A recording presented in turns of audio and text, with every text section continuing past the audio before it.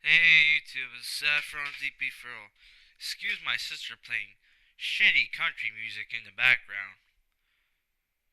I remember when country was. Everyone hated fucking country. Now all the teenagers are fucking listening to it, man. What the fuck is up with that shit? Whatever. So, why the fuck is the volume so low? Hello? Is this better? Yeah, it's better. I am reviewing DC Comics number 1 Animal Man from the new 52 line, written by Jeff Lemire, art by Travel Foreman, and inks by Dan Green. Not the Dan Green you anime fans know. At least I would. Well, you never know, man. Fucking when I was reading Marvel Zombies and it said that Ralph Macchio was the fucking editor, I was like, holy shit. I was like, no way, that's fucking the Ralph Macchio, the Karate Kid. Turns out it was that Ralph Macchio, but I don't know. I think if fucking Dan Green was a fucking inker, he would have said something.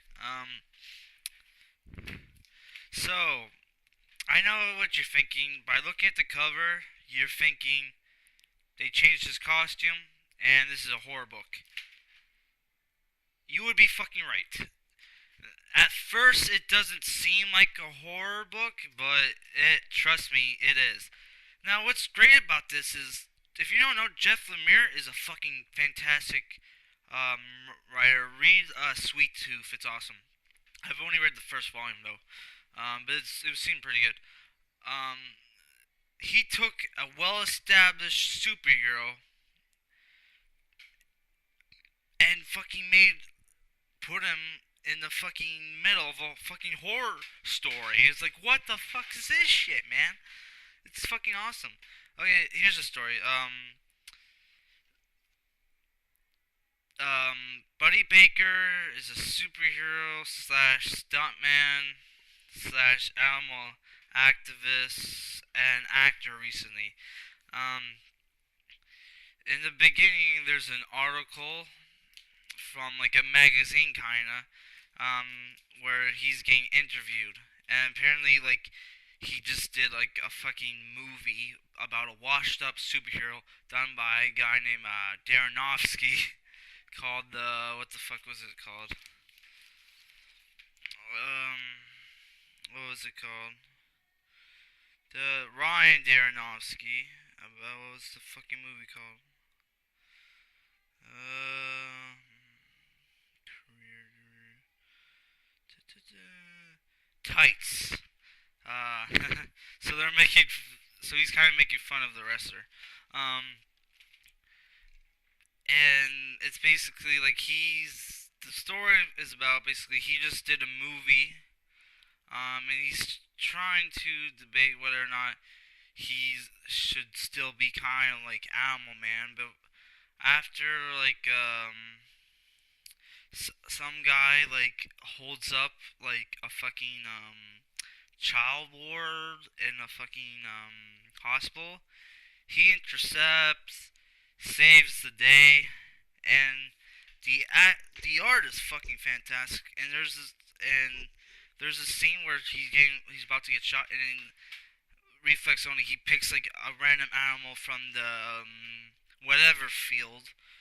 If you don't know how Animal Man's powers work, it's basically he connects to a kind of web, uh, and he hears voices of animals. He can pick any animal he wants from that web and assumes like his that animal's attributes. And apparently, like he can match this thing, which is and oh, he's also a family man by the way. He has two kids. Forgot to mention that. So that's why he kind of intercepted the hospital thing because apparently the guy who was holding up the hospital lost his daughter to cancer, and he was like, "Give her back, give me back my daughter," because he thought like the guy was they were hiding his daughter somewhere. Man also has a new costume, by the way. I don't really like it. I was kind of hoping it was cause I love his classic costume. It's basically he's wearing the classic. He's wearing tights, but he has leather jacket over it and goggles, which looks sick. I love his costume. This new costume, it's just blue. He looks like he looks kind of like what's that one fucking I want not he doesn't look like what's that one fucking what Wildcats character that replaced Spartan? I don't know, man.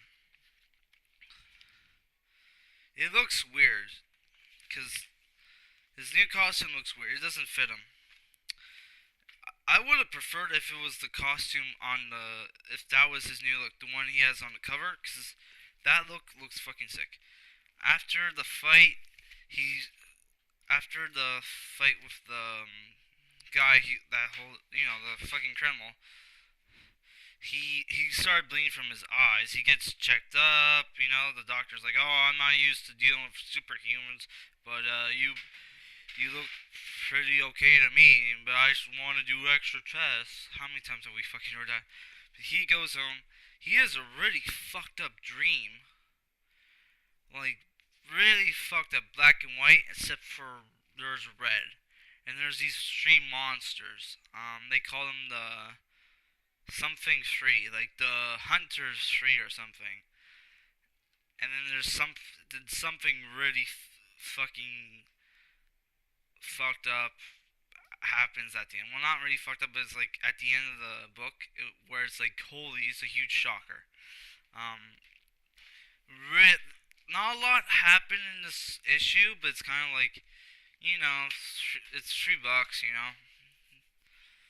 The art's fantastic. The fucking dialogue's fantastic.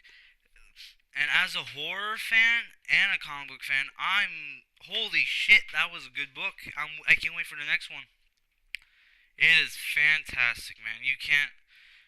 At first, I didn't like the art at first, but I grew. It grew. It grew to me. And the cover is fantastic. It is fantastic. Was it the Hunter's Tree? Yeah, it's the Hunter's Tree. That kind of reminds me of the Warrior's Tree, but from like 4, but whatever. It is a great book. Jeff Lemire is a fantastic writer, and if this doesn't help, like if my recommendation doesn't mean fuck all to me, fuck all to you, sorry. Even Jeff Johns recommended this book on his Twitter, and he usually does not recommend other people's books. Like he usually just talks about, oh, or this guy said how awesome my book was. But he actually went out of the way to say, hey, check out Jeff Lemire's album, man. It's fucking awesome. He didn't say fucking awesome because he's a family man. Just like Buddy Baker here. But no, it's an awesome book. I highly recommend it. Tomorrow I'm going to be doing Justice League Dark by Peter Milligan. I think he did Ecstatics, which I have back there in my trades. I'm going to check it out.